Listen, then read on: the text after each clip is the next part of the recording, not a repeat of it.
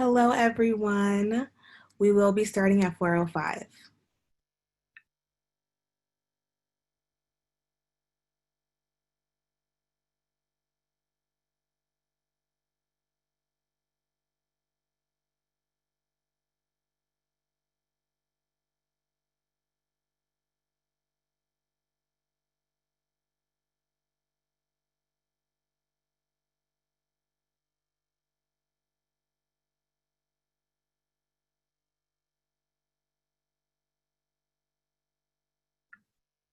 Hey, y'all. Not sure if you heard me the last time. I think my sound cut off, but we will be starting at 4:05.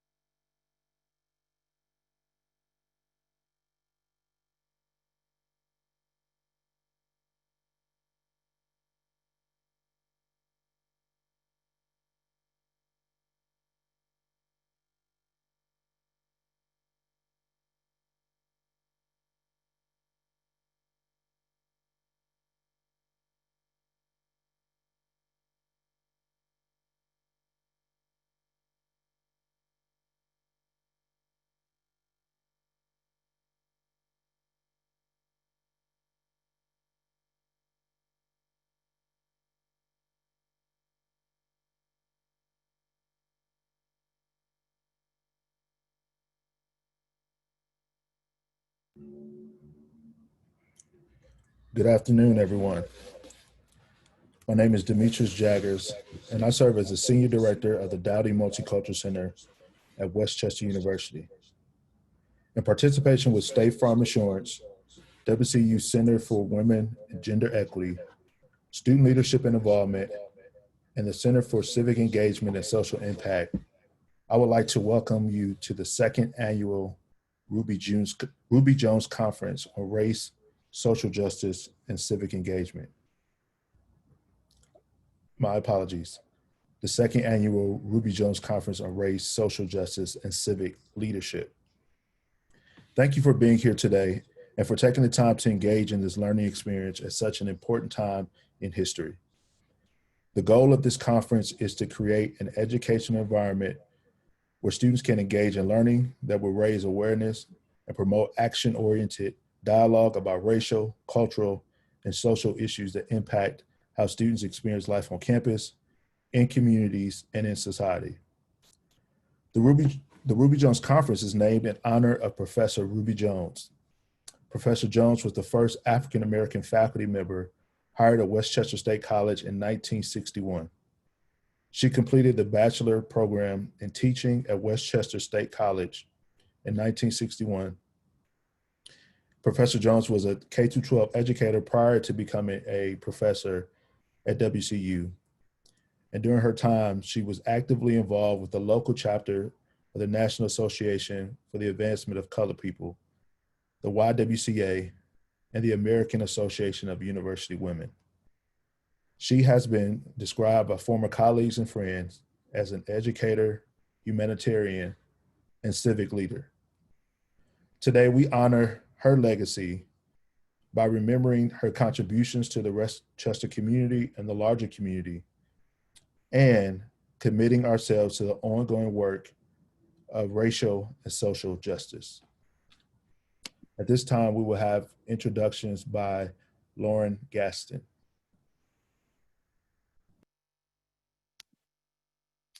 We are grateful to have you all here for the first session of our second annual Ruby Jones Conference on race, social justice, and civic leadership. Thank you, Dr. Jaggers, for that framing of our time together for the next 3 days. I am Lauren Gaston, a junior pre-occupational therapy major and psych minor. I am honored to introduce the first speaker of our conference, Dr. H. Bernard Hall. Dr. Hall is an assistant professor of urban teacher education at Drexel University. Dr. Hall's teaching and research interests include urban teacher education and development for social justice, critical hip-hop pedagogy, and secondary English education.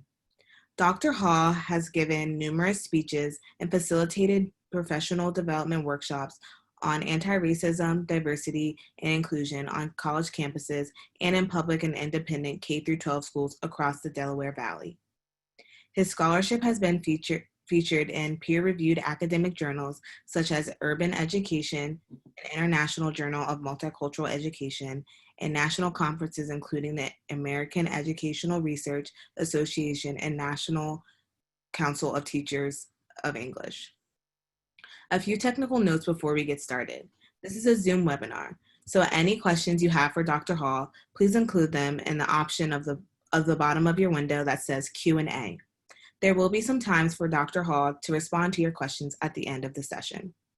If you're seeking extra credit for a class, a link and a QR code will be shared at the end of the session for you to fill out the form and to receive your extra credit.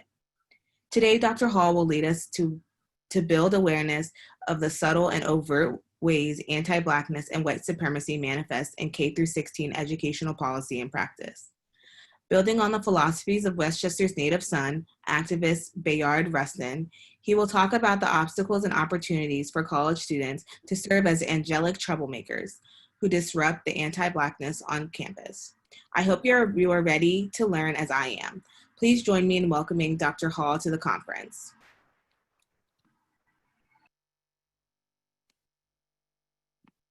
What's going on, good peoples?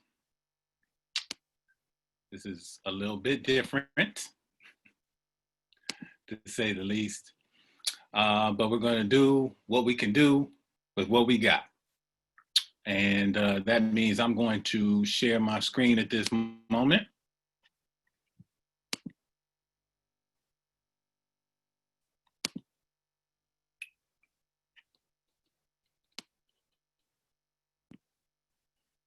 And hopefully we're all good, and I'm sure Brianna or Dr. Jaggers will let me know if I'm not. So before I get started, I just want to say hello to all the folks in the crowd today. Lord knows I wish I could be on campus. As many of you know, that for the last 8 years, I was an assistant professor in English education in the English department, and I also worked as director of the Youth Empowerment and Urban Studies minor program. And while it was an important period of my professional and personal life to make a change, I got to say that there are a lot of good people that I miss, And some of my comrades are in this audience today. Dr. Kathleen Riley, Dr. Hannah Ashley, and some other folks. And please forgive me if I didn't say you by name, but I miss you. And it's good to be with you, even in this virtual format. So, as the good people said, the title of today's conversation is called Recognizing and Responding to Anti-Black Racism in Education. And what we'd like to do today is initiate a conversation, right? And this conversation is going to be had in being mindful of our audience here today. I know that some of you are relatively new to this game that is social justice work, and that is okay. I know that some of you are deep in this game of social justice work, and that's great, right? But I'm not going to make any assumptions as we approach this conversation. So we will begin with some baseline definitions drawn from a couple of folks that are respected in this field. And then we're going to talk about specifically how anti-Black racism functions in educational spaces, K-12, right, as well as higher education. And then we're going to address how we respond to anti-Black racism, right? And as well as why don't we respond to anti-Black racism. So that's the plan, okay? So to begin with, I point to the work of Tyrone Howard, right? A scholar in critical education, who provides the following definition of anti-Black racism. Right? He describes it as the specific ways in which Black people are seen, targeted, humanized, and often killed in a manner that is unlike any other group of people in the United States. Why would I begin here? And I think I'm going to start with the end of this definition and come back to the beginning, right?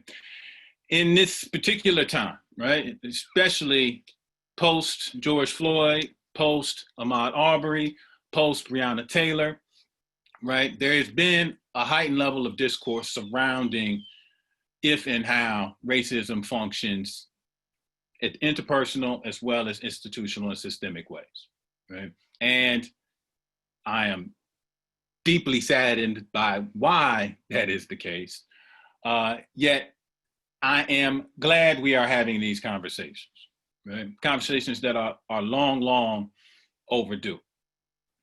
But in what I'm going to describe as the multicultural movement that has taken place in this country over the last 20, 30 years, right? Some things have been elided. Some things have been lost, right? And it's important that we talk about all forms of racism. It is very important that we talk about all the isms: sexism, classism, homophobia, adultism, ableism, right? We need to be talking about all of these forms of oppression. But at the same time, right, we must be specific and direct about what is the primary form of oppression that is on the tip of our tongue as well as the front of our brains and tearing apart our hearts at this moment, right? And that is anti-Black racism. Right? And again, that is not to push any of that other stuff to the side.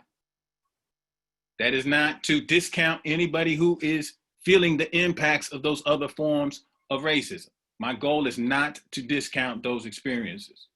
What my goal is, and the goal of this conference and the goal of this presentation, is to shine a light on the specific forms of oppression endured by Black people.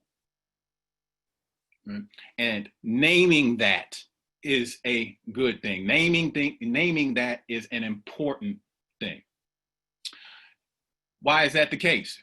all right? Because in this tumultuous history of ours, right, Black people have been required to endure experience of racism that are comparable to none.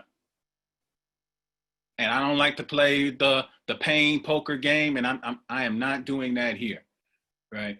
But we must acknowledge that there is something different. There is something perverse about the forms of racism experienced by Black people. And we call that anti-Black racism, right? And we see that in the ways that we are seen, that on the campus that you sit on right now, virtually that is, right? I can walk into an office and be seen, and maybe I shouldn't complain because of how young I look, supposedly, right? But I would walk in offices and be seen as a student, instead assumed to be a student rather than to be a professor. That my child, my children, they're back there, all cute and stuff. They're 11 and 9 right now. Right? And again, in this cute phase, everything is good. But in a second here, when he gets a little hair on his chest, maybe a little dirt on his face, all of a sudden that being seen as cute is going to be replaced with him being seen as a threat. Right? On the other side of adolescence, he's going to be targeted in ways that his other peers will not be. Right? And as too many of us have experienced, especially in the presence of law enforcement in the criminal justice system, we are dehumanized in a way that falls contrary to every promise that has been made in our founding documents. So here and now, we're going to call a spade a spade. The second part of the definition that I'd like to present to you comes from Robin DiAngelo, right?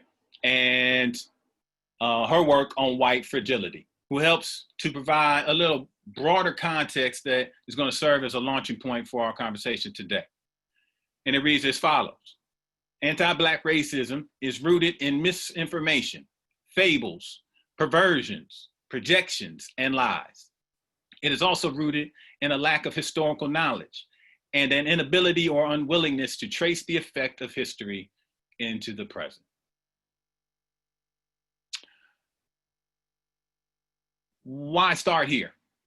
Right? Because one of the things that comes about in my conversations around race and racism, especially when it pertains to its function in educational spaces, right, is this notion of,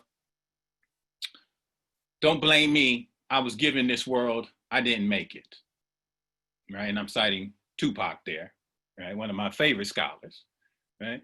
But those words apply to the lack, or let me say, the inability or unwillingness to connect the dots from then to now.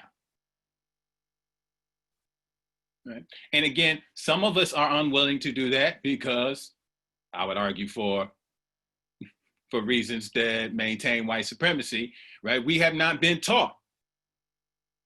Those of us who are white, those who are Black, brown, everything in between, right? We have not been taught how to connect the dots from the then and the now. And we're going to do that here a little bit today, right? The other point that's brought it up here, right, is that all of this shit is made up. It's all made up. Why was it made up? Because in this country of ours, in the ways that race, in particular whiteness, has been constructed over centuries, right? Whiteness was invented here. And it was constructed against Blackness. And again, I am not surprised why white, Black, brown, and other children have not been taught how to connect those dots. Why? Because, again, it goes against everything that we have been taught about what this country is and what it ain't. So let's take a few moments to think about or connect those dots, right? Let's do that. Here I have a chart on one side. I don't know if it's your left or your right. I have misinformation and lies. And on the other side, you see practices and policies, right? So the first one I want to begin with is the lie, the myth, the stereotype that Black people are intellectually inferior, right? And again, this stereotype originates long before any of us were breathing oxygen, before any of the people who gave birth to us were breathing any oxygen. And why was that established, right? It was established in the justification of Black people's dehumanization. That is why. Right? Now, fast forward today, and we can see how those seeds of doubt, those seeds of misinformation manifest today in the practices and policies that teachers, schools, districts, and educational institutions enact here and now. Sometimes this is done unconsciously. Other times it is done consciously. And some of you have probably had experiences related to this, right? That from the misinformation, a lie that Black people are intellectually inferior, many of our educators look at us through a lens of lower academic expectations.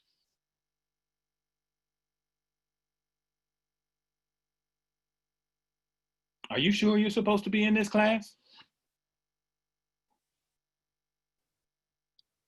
Perhaps you can give me a thumbs up or something like that if you've ever had that questioning, that disbelief. Are you sure you're supposed to be in this class?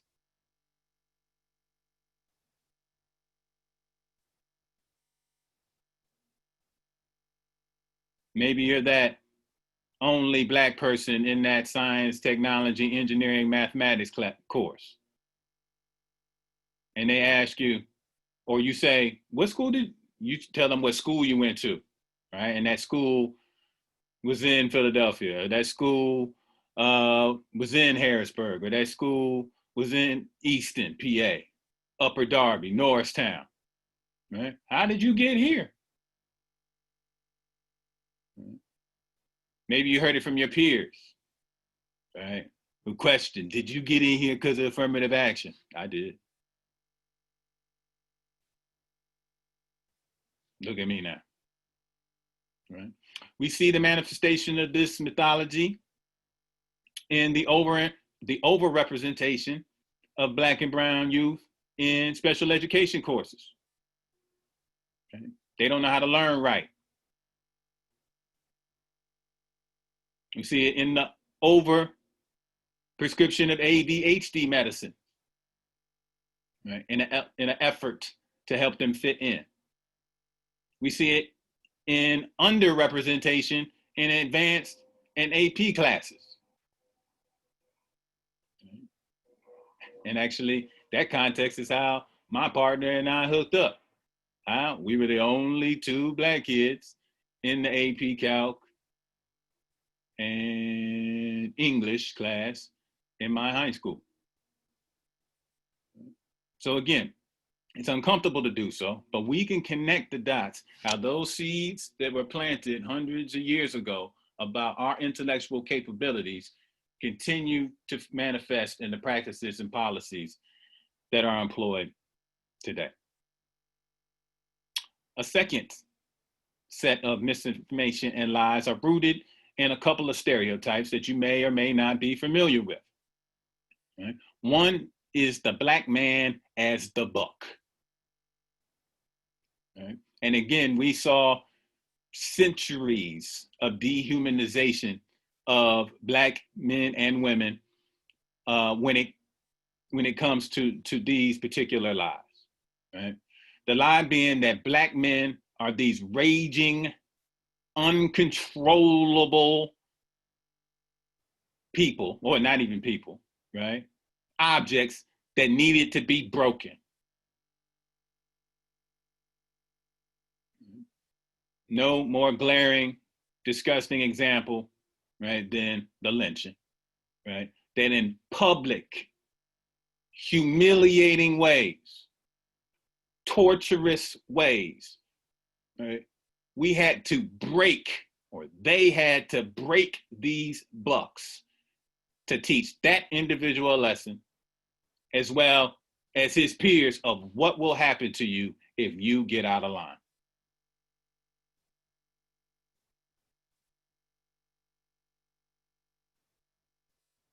We see that also in the stereotype of Black women as Jezebels, these hypersexualized caricatures of Black women. That in particular, right, as the stereotype was developed, that white men were just powerless against resisting.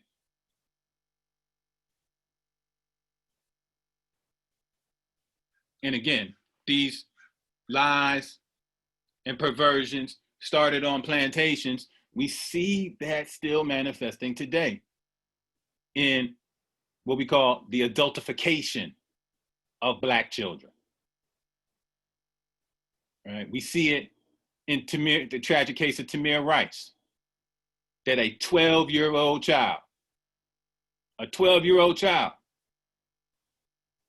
playing with a toy gun.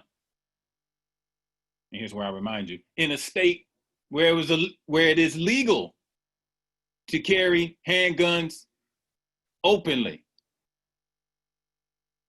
that the trained law enforcement officers pulled up on him and didn't have the wherewithal to identify whether the gun was real or not,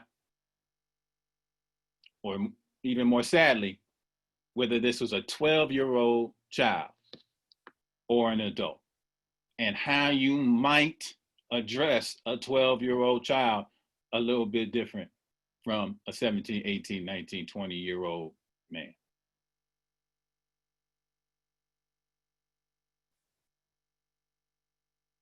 And we see this criminalization. I remember reading a text called Naughty by Nature, right? Again, that when white boys are being naughty, it's just white boys being kids, right? But when Black boys are being quote unquote naughty, right, there's something more pathological behind it. Right? That for some reason, when a group of Black girls are dancing in ways that are reflective of their cultural traditions, all of a sudden, those practices are sexualized in ways that compromise their innocence, in ways that white girls often are not viewed. How does this play out in school? Right? In teacher education, there are entire discourses about tough love, right? That the best thing that you can do for a child is to show them that you don't care. Or that being a total asshole is the best evidence of how much you care. Right? Anybody else almost laugh and or throw up in their mouth at that logic? Right? So many teachers or prospective teachers come in to schools that are supposed to serve kids that look like us with the intent of being hostile. Teacher education programs talk about classroom management. That's not just rhetoric. Right? It's the idea that your job is to manage, i.e., control those children. The humanizing approach would be to form a community and learn with those children, to build a rapport with those children based on respect and reciprocity.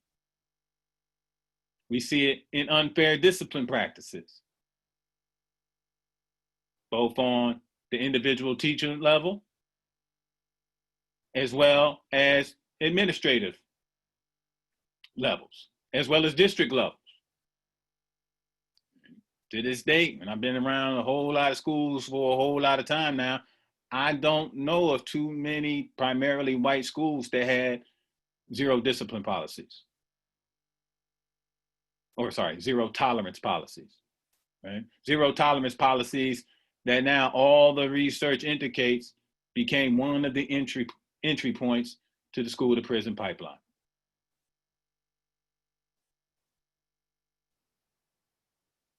And again, where does that practice and policy originate? It originates in the idea, the lie, the myth, the stereotype that Black people need to be controlled, that Black people are inherently threats, that Black people are inherently violent.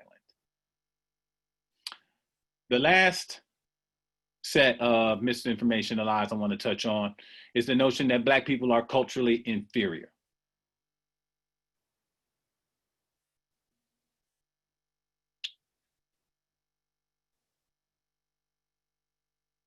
And the irony is that white America loves our shit, right? They love it, right? They love how we get down in church. They love it how we get down in the kitchen making something out of nothing. They love rock and roll when Elvis Presley was doing it. Right? They love them some hip hop, right? Especially when Post Malone was doing it. Right? Yet, there is a notion in educational spaces that the ways that we live, the ways that we express ourselves, right, are second class. The most obvious place to see that is second class status in curriculum. Right? And again, much of my work is done in the field of English language arts, right, where this particular discipline is often guided by content like American literature or British literature, right? Where I didn't get to see people or see or hear the perspectives of people who look like me, right, outside of months of February, what we call additive or contributions approaches, right? That it came in the form of electives, right? And again, we slowly are starting to see English departments like the one at Westchester University, where some of those electives are now being added, right, to the mainstream courses of study. Right? But nevertheless, right, there is this second class stigma attached to our stuff. Right? Perhaps where we find it most frustrating, right, is in the expectation that for us to succeed, right, that for me to get those 2 letters in front of my name or the 3 letters behind my name, whichever is your preference, right, it was assumed that I had to adopt the quote unquote proper, i.e. white literacy practices. Right? And to which most people, right, would say, duh, this is America. But when you're taught that how you think, how you pray, how you dream, how you love, how you cry, how you get angry, right? Thinking about today's context, right? Why are y'all so emotional? Damn it, what would you do if people who look like you, somebody who looked like your wife, got shot up 6 or 7 times in her own bed? How would you express that frustration? But in school, we see it in the discourses around how we're supposed to talk during class time. Right? It's this notion of, Bernard, it's okay to talk in one way, right? But that language shouldn't be written on paper.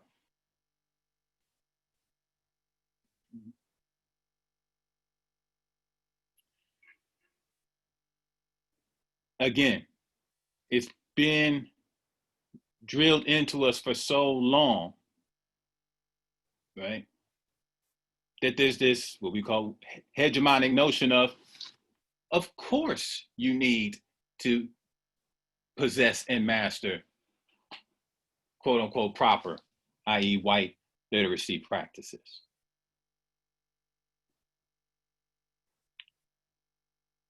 But we know how to sing in our own ways. We know how to cry in our own ways. We know how to write in our own ways. And again, just imagine if our educational spaces and our educational practices and policies would build upon the literacies that we bring into the classroom, as opposed to telling us that they don't belong in school.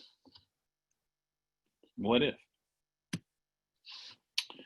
So, how do we respond to anti-Black racism in education? The first question that I want to address is, why don't we respond? It's important to understand the obstacles in your path. And some of these obstacles are external, but some of the most powerful obstacles are internal. And one of them relates to a different ism, one that you might not be familiar with, and that is adultism. And this is a topic, this is a form of oppression that my comrades in the Youth Empowerment Studies program, we talk about this quite a bit, right? Especially when it comes to our work designed to empower youth. And adultism is the belief that adults are superior to youth. And reading that might hit hard, right? Or you might resist against it. I don't think that they're superior to me. But within this power structure that is K through 16 school, K through 16 education, right? There is no doubt who the power is, right? Our very notion of what it means to be a good student oftentimes is rooted in obedience. Staying in your lane, staying in your place. Right? Some of us came from homes where we were taught that children are supposed to be seen, not heard. And if we think about it, many of the practices and policies in educational spaces are cut from the same cloth. Who am I? I'm just a little 18-year-old freshman in intro biology. Who am I to push back against this professor with these so-called fancy degrees? Who am I? And when you add adultism and you combine it in a racial context, now we're fighting against two powers. Who am I, this little 18, 19-year-old Black girl? Who's going to listen to me? Or what's going to happen to me if I push back? You know what? It ain't even worth it. I'll just endure it. And so many of us, understandably so, have taken that approach. I'll just get through it.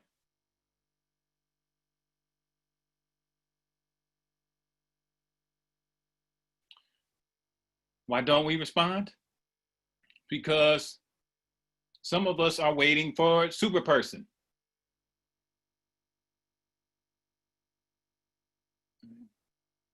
That the stories about change in this society have largely been told with what we call messianistic figureheads. All right, Martin Luther the King. Okay?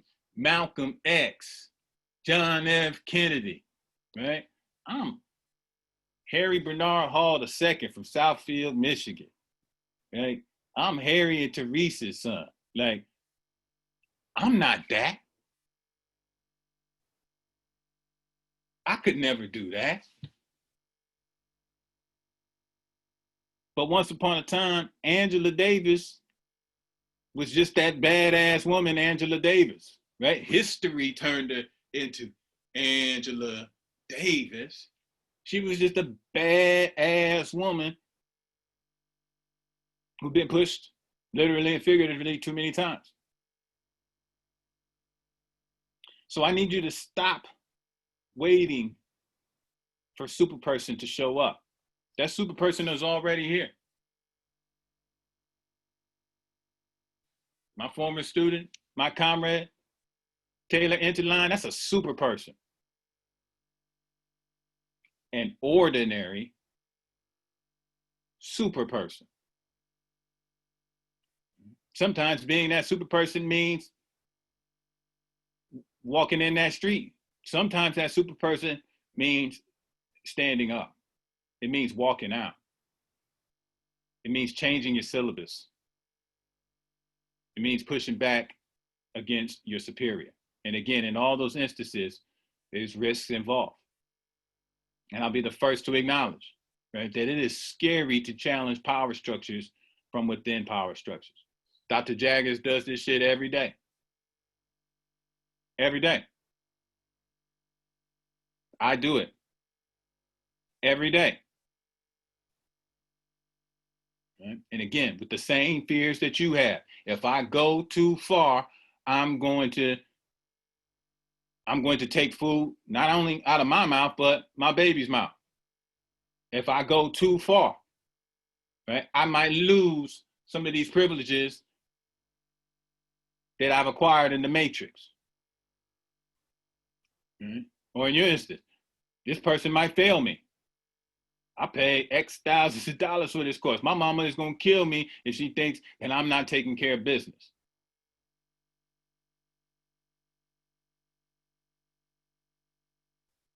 But change always comes with risk, whether it is advocating for yourself and what you as an individual are experiencing, or challenging entire power structures, right? Risks are always going to be involved. And I plead with you, if now's not the time to take these risks, I don't know when the time will be right. That being said, we need to be strategic and deliberate in what we do. Right? We cannot allow our emotions to overpower our logic. And I'll be the first to admit, it's a little bit easier to do that at 40 years old than at 20 years old. And I gotta admit that I'm becoming a little bit less angelic every damn day, the way things have been going lately. Yet I turn to Bayard Rustin. Again, probably a guy that got skipped over in your history education. That's my frat brother, member of Kappa Alpha Psi Fraternity Incorporated. Sorry, I had to get that in once. And that is also a gay black man who, without him, Martin Luther King wouldn't be Martin Luther King. But because of who he was pushed and or stepped to the side not to allow the drama, the trouble associated with a gay black man being a part of the civil rights movement being led largely by black clergy members to stop that movement. Better man than me. And this idea of being an angelic troublemaker for Bayard Rustin, right, the mere act of him engaging in same-sex public displays of affection in public in the 1960s, right, that was making trouble, right? His existence in that time made trouble.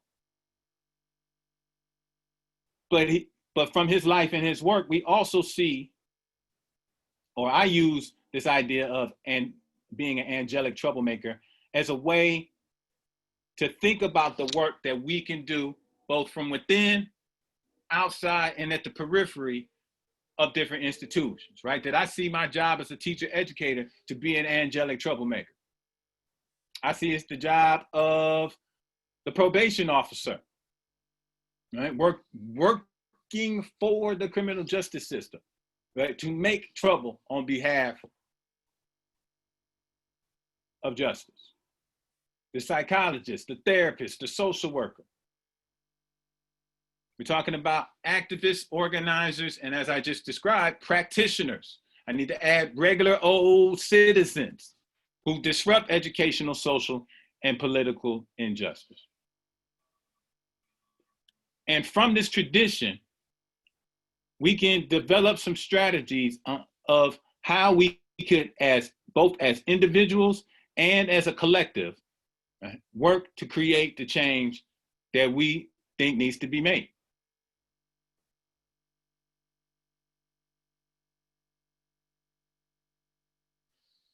Here I'm presenting you with what I would call a playbook, right? A guide, a map to help you think about how activism is done systematically. And one of the biggest things is, you're tired of being patient. I get it. But change is often a slow, arduous process. So the first thing you need to do, whether it be as an individual or as a collective, is you need to gather information. You need to document interactions. Keep a record of it, as accurate as possible. Keep the email chains, right? To get a time and date stamp on there. Collect the documents that are passed out in class. Right? The second stage involves education and leadership training. You need to know what power you're disrupting. And you need to know what role you should play. Right? Activism is like a football team. We need quarterbacks, but we also need linemen. And frankly, we need more linemen than quarterbacks. Right? And you got to know what you're good at. Some of us aren't built to go to jail. You should not be the rebel. Some of us should just be soldiers. Talking about this in a nonviolent sense, as citizens. At the same time, while we got the people who are rebelling, we also need reformers, those folks who are wise and articulate enough to do what needs to be done across the table. And again, you see that division of labor? You don't have to be all those things. You need to know what you can do well and play that position, and not be jealous of the people who get more attention than the other. If the goal is collective change, I don't give a shit whose face is on it, as long as we get there. The third stage is negotiating with the power. And again, that's when the reformers sit down with the power to see if we can broker this, to see if cooler heads can prevail. Sometimes this means you setting an appointment with the department chair or your dean. If at that point you don't feel like progress is being made, that's when you blow up the spot. That's when you increase the pressure. How you do that? You make the private conversations public. You do that by bringing the media into it. You do it by blowing it up on social media, something that y'all know better how to manipulate than I do. At that point, that's when we start thinking about direct action. Right? Nonviolent direct action, like walking out, sitting in. And then, through those different stages, we can begin shaping a new power-sharing relationship where those youth, right, those powerless, right, are now seated at the table. And again, that kind of change never happens as fast as we want it to. Yet, some of these issues deserve that time and that patience and that resilience that ultimately is required. And with that, I'm going to shut up and listen to what y'all got to say. Thank you.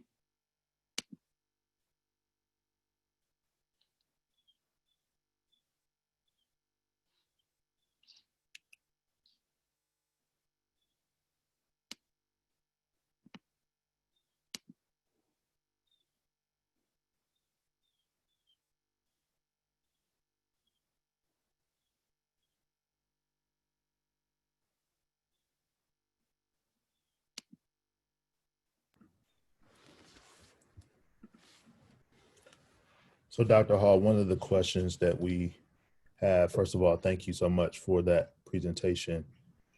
One of the questions that we have from a participant says, is it Black people's responsibility to teach this stuff to white people? Should changing the perspectives of white people be on Black people in terms of the responsibility? That is an important question that I would answer in two ways. One, this problem was created by white people, and the responsibility for fixing it should fall on white people. Now, as I say that, I don't trust them. So I think that it should be done in partnership with those allies. And most of those allies, most of our white allies, right? And I need to go beyond allies, comrades, right, possess the awareness and are doing the kind of cross-cultural work behind the scenes, right, on the phone, in the trenches, over coffee, right, that they can take that work and then do it. So yes, white people should bear the onus of responsibility, but at the same time, I think that it should be done in consultation with us. Because what ends up happening is we get burned out, right? Because we're fighting so many battles. And so that responsibility needs to be shared, in my humble opinion.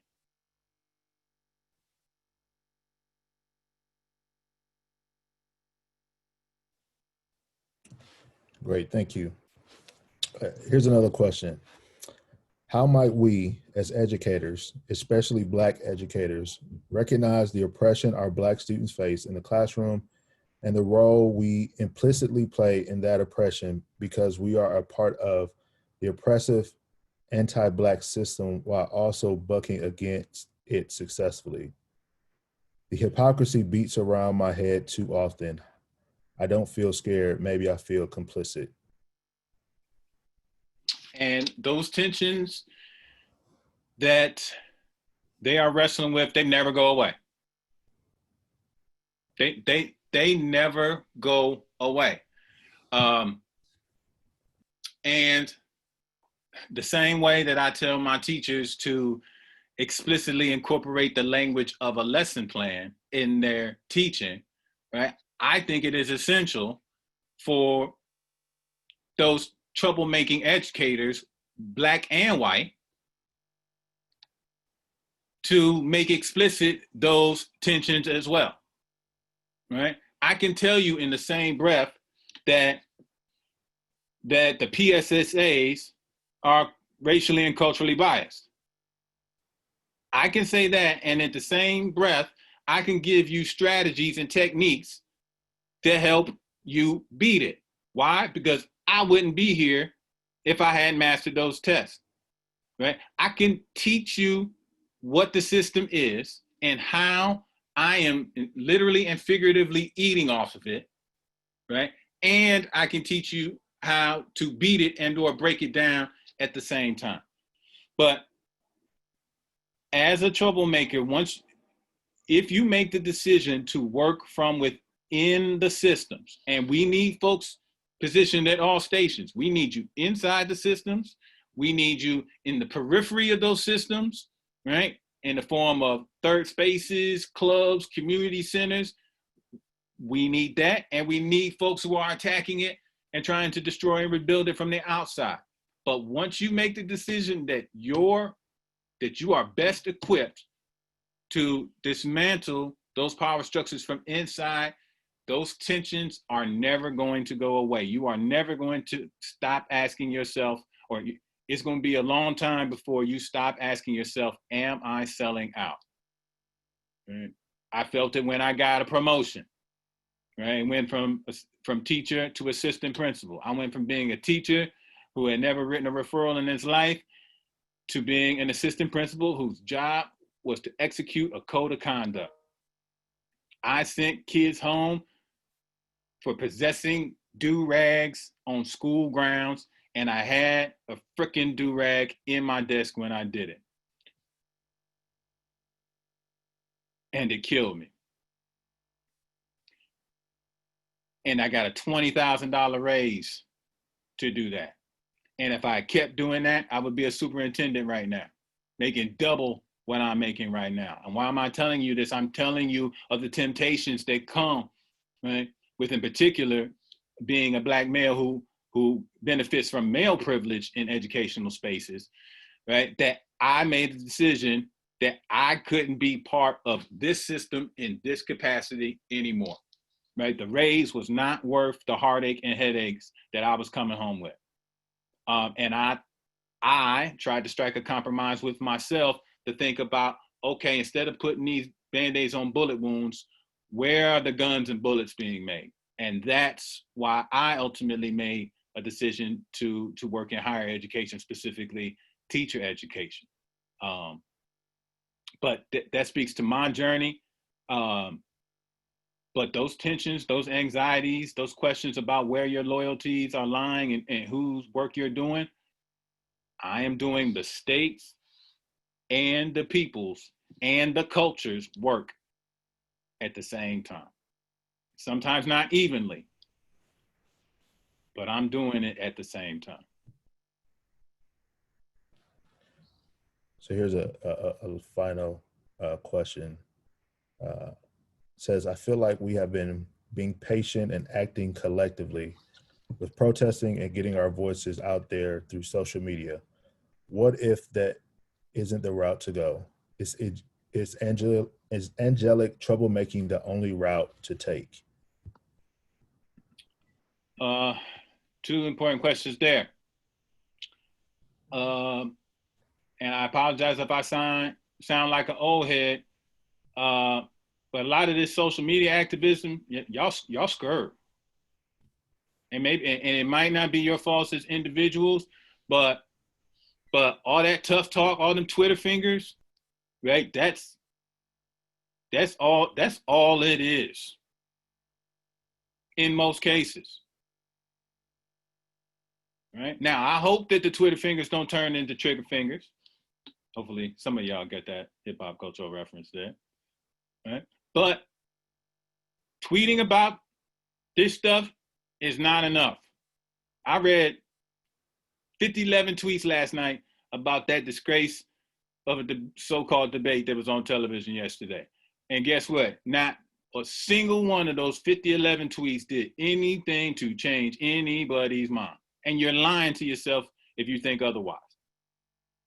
Real change is going to take place only when you put your own self at risk. Right? And I say that as a parent. I say that as somebody who cried when I saw the news about Taylor. But until they recognize that we're not playing around, they're going to keep playing around. Now, that second question that you asked is a hell of a lot heavier, because I can't even front, and I said it earlier, I'm getting a little bit less angelic every time I open up my phone and see another black body in the street. Right? And I know that I know that nonviolence is the right path. But what I'm afraid of, and white people, you're right, we are only going to turn the cheek for so long. Right? And at some point in time, I'm afraid that a big portion of us are going to realize that turning the other cheek, right, is the foolish thing to do. Right? When the folks who think that this conversation that we have right now is un-American, a lot of them are picking up guns.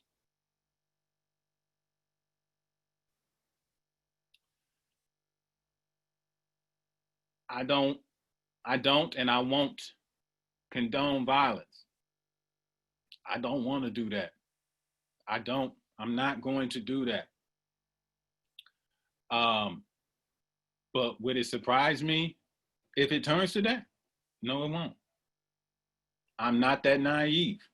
I know too much about our history to know what happened in the 1960s when the Black Panthers started engaging in the same type of practices, carrying open weapons, just like white people did.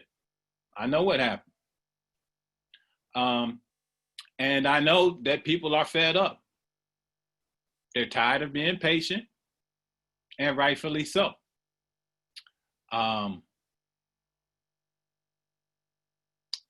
But I am going to continue to fight this battle for the hearts and minds that I can reach. And yes, I recognize that pool of targets is getting a little bit smaller and smaller every day. But until I know for sure otherwise, that's the fight that I'm going to fight. But they be pushing the brother, don't they? Well, thank you, Dr. Hall.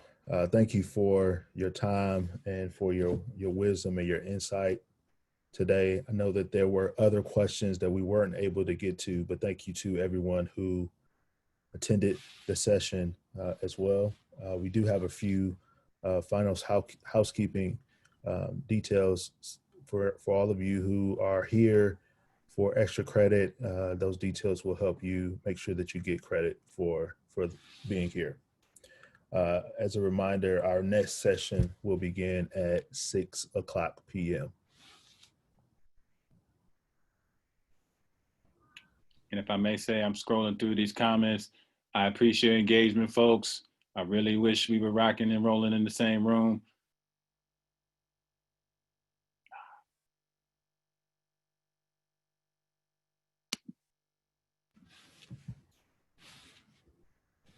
So if you are here for extra credit, please utilize the QR code that should be on your screen. That will take you to a link where you can enter your name and your course to make sure that you receive credit for being in attendance today. Again, thank you all for your attendance, and we look forward to seeing you all throughout the rest of the conference.